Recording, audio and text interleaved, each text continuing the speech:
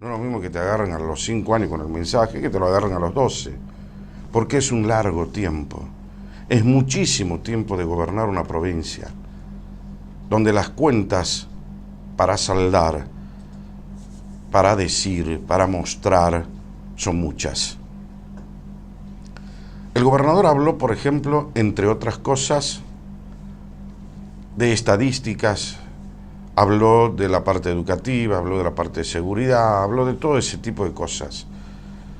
Dijo cómo está hoy la provincia de Salta, habló del tema de turismo, que son cosas en definitiva que las hace cualquier gobernador, rindiendo, como decíamos, ese examen para decir, bueno, esto es lo que dejamos, esto es lo que encontramos y esto es lo que hicimos. Está bien que él hace 12 años que está, acá no hay herencias, lo que tiene que haber es una autocrítica y ver cómo se avanzó con relación a la última vez que él dirigió, que hace un año, el mismo mensaje para inaugurar la asamblea. Bájeme un poco el volumen. Consecuentemente, si uno analiza así el mensaje, no ha sido más que un mensaje discursivo en ese sentido. Hubo sí algunas cosas donde el gobernador hizo precisiones. Por ejemplo, cuando él habló de la famosa grieta, ¿no? Él dijo, en mi amada provincia hay muchas formas, diferentes formas de pensar y eso, pero no hay grieta. Eso es lo que dijo el gobernador literalmente. Pero eso no fue una crítica al gobierno de Macri.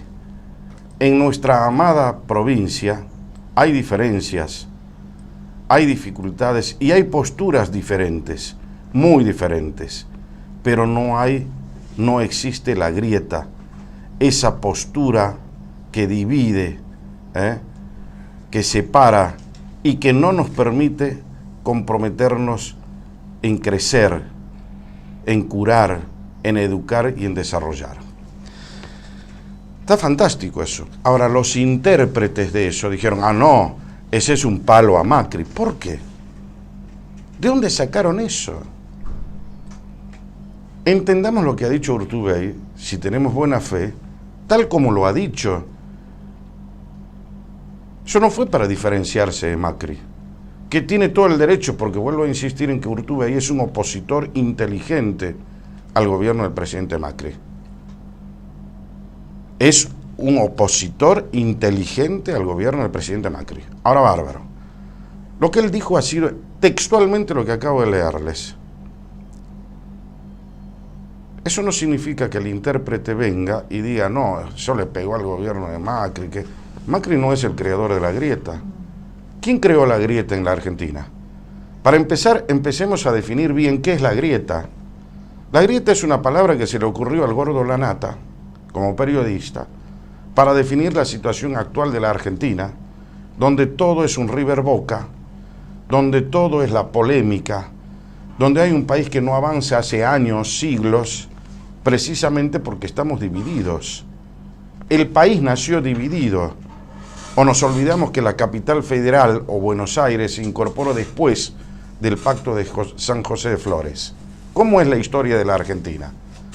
Unitarios y federales. ¿Cómo es la historia de la Argentina? Conservadores y peronistas, peronistas y radicales, izquierdistas y de derecha, liberales y no liberales.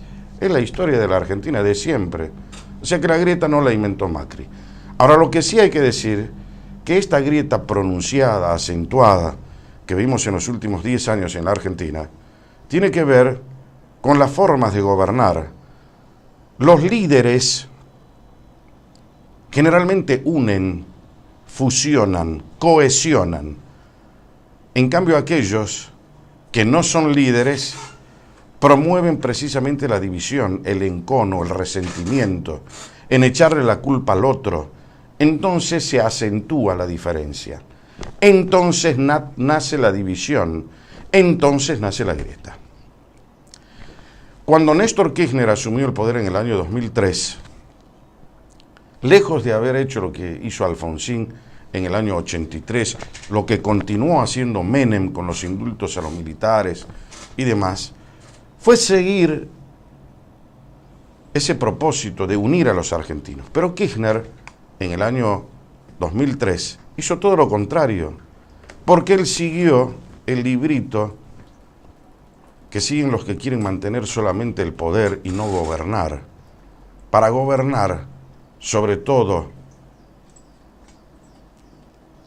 con un estilo personalista, de beneficio a pocos, se hace lo que ha hecho Kirchner: dividir. Divide y reinarás. Le echó la culpa primero a la iglesia, después se peleó con los empresarios, después se peleó con los militares, después se peleó con los empresarios, después los agarró a la gente de la Unión Industrial Argentina, después se peleó con la gente de la banca, se peleó con todo el mundo para autovictimizarse, profundizando la grieta y encontrando siempre un culpable de la aciaga situación que vivía la Argentina, a pesar de que el mundo crecía a un ritmo del 3,5% del mundo en la época de Kirchner.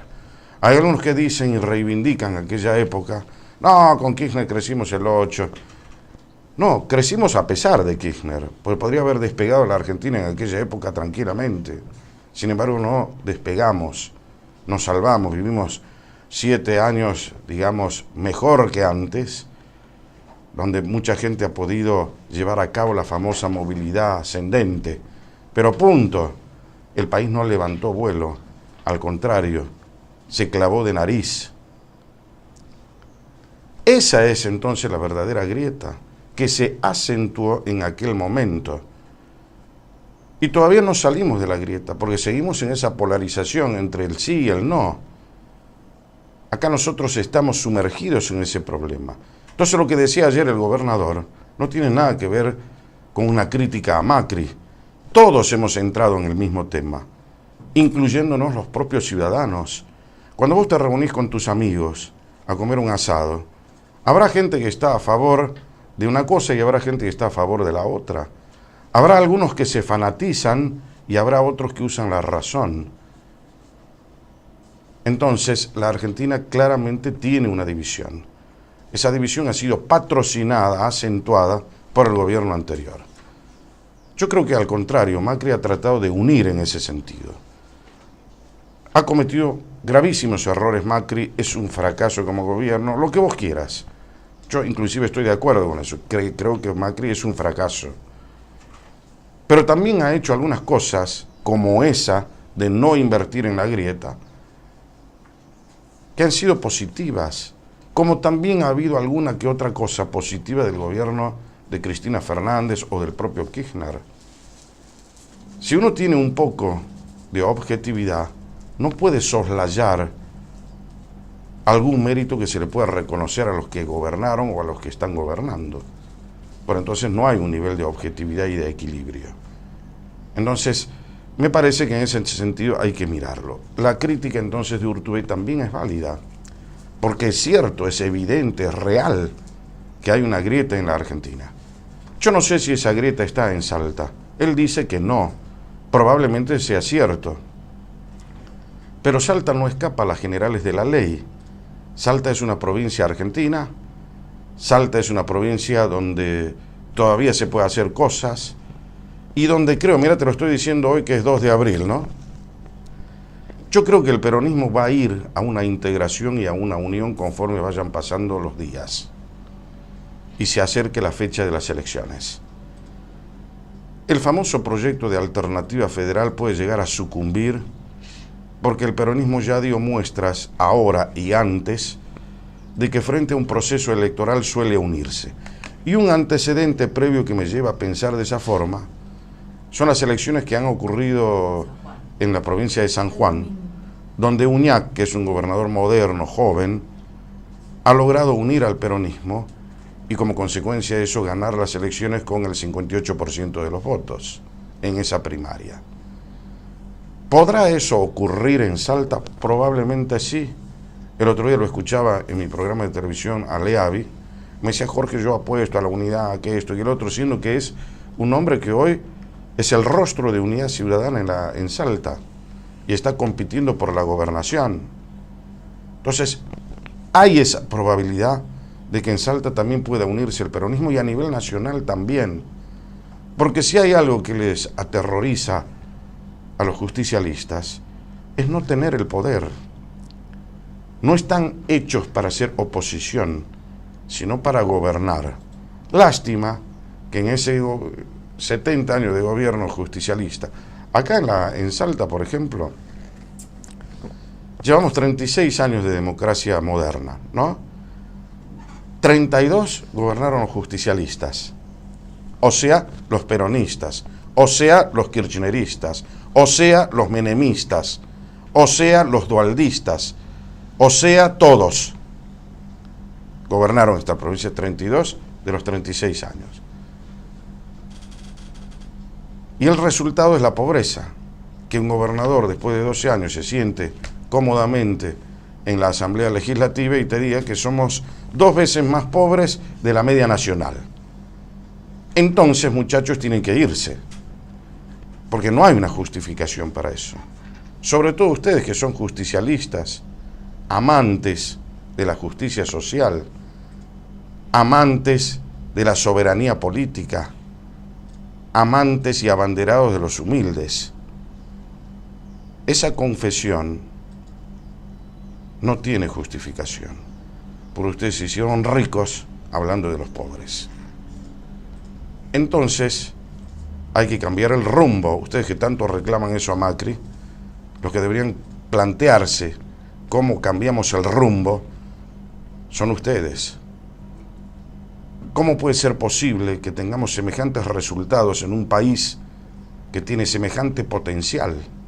Quiere decir que hemos sido pésimamente gobernados y que hemos sido rehenes de una mentira y de un pecado capital como es aceptar que ustedes son los dueños primero de la verdad y en segundo lugar que trabajan por los humildes.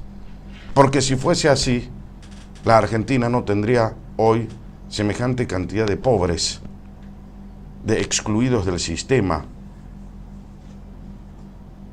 Al pobre no se le regala una chapa, tampoco se le da un trabajo de cartón que no es legítimo. Al pobre hay que darle libertad, educación, para que él sea el dueño de su propio destino y salga de la pobreza. Es el único antídoto para la pobreza. Darle libertad, educación, para que él pueda forjar su destino y no comprarle la conciencia ciudadana para que te entregue el voto y vos sigas gobernando secula seculorum. Eso no te lo va a decir nadie, pero te lo vamos a decir nosotros. Ahora, pasando de tema, hoy es el día 2 de abril, fecha de recordar a los veteranos y demás. Me parece que tiene que haber un poco de compromiso social también con esa parte de la historia argentina. Todos esos héroes de Malvinas que fueron de buena fe, que lucharon, que dieron su vida, su sangre, me parece que hay que reconocerlos, hay que admirarlos, hay que respetarlos, hay que quererlos y hay que darles el lugar que tienen que tener, primero en la historia, después en la sociedad, reivindicando la gesta, el valor que tiene que tener. Pero también hubo otros, dentro de ese mismo episodio político y social de la Argentina, que fueron los más cobardes de la historia, porque no presentaron batalla, porque también estaban haciendo un negocio y porque también su negocio era quedarse con el poder.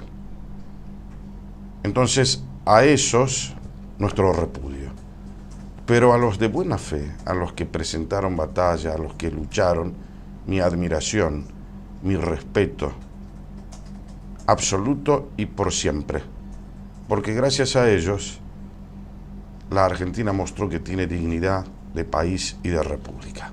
10:45 en Argentina.